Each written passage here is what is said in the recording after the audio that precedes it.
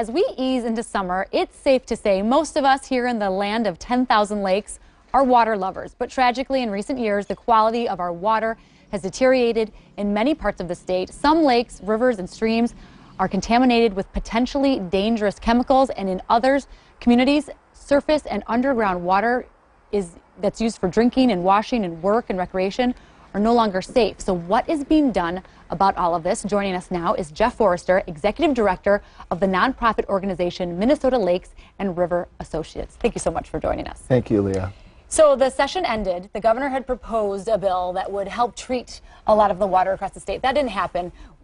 We sort of ended the session here with lawmakers not doing quite enough as you folks would hope as far as protecting our waterways. Right, it was a short session, and the clock kind of ran out on a lot of stuff that could have helped. Yeah. You know, but maybe there'll be a special session, and they'll get another chance at it. But one good thing that came out of this is some recognition from parties on both sides of the work that the lake associations are doing. Talk a little bit about that.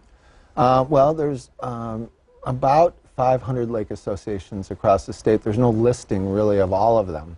But I was speaking at a lake association yesterday, and they were 100 people showed up on a beautiful Saturday morning, and they were talking about putting out buoys to keep people safe on the lake, treatments for curly-leaf pondweed, and they were raising money to do that. They were implementing a AIS inspection program on their boat ramps. They were buying empty lots on the lake to create a park for paddlers to be part of a paddle trail through the system. So really, you know, there's tens, maybe hundreds of thousands of people around the state that belong to these lake associations that are doing critically important work. And I think, you know, our group, Minnesota Lakes and Rivers Advocates, has been bringing them together and sharing information and holding a conference. We're having Aquatic Invaders Summit in October of 2016. Yes. And, you know, there'll probably be about 500 people there.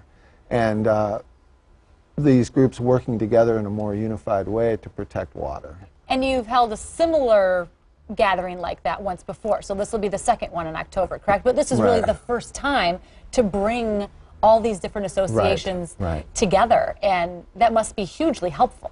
It's hugely helpful. I mean, you know, people often say, well, what can I do? And I say, well, you know, the problem, I was at a meeting and we had glasses of water on the table, and someone said, well, what are you working on? And I said, water. And I said, oh, like this? And I said, well, yes, exactly that.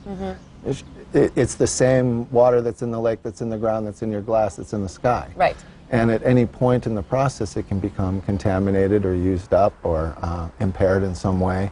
And really, where water happens, where action on water happens, is at the source, on the you know, a million small decisions that people make. And so having these lake associations working so hard to protect our lakes is critically important. And we can get so focused on what is happening on our lake, but knowing what your neighbor's lake, what's happening over there. Talk a little bit about, because we've heard so much about the Asian carp recently, but you're talking about an invasive algae that has popped up now. So last year they found starry stonewort on Lake Coronis. Say it again? Starry stonewort. Starry stonewort. Okay, we'll hear more about this to come? You will, yeah. It's it can grow in dense mats. It loves bass and walleye spawning beds, so gravel. Can go from 2 to 20 feet deep. Is stringy like fishing lines, so it's almost impossible to get a boat through it, so it kind of ends recreation, impairs fish, crowds out other plants that are more beneficial, so we don't want it. And it's hard to treat because it's not a vascular plant. It doesn't, you can't put chemicals on it that it then draws into itself and dies. It just, you kind of give it a haircut.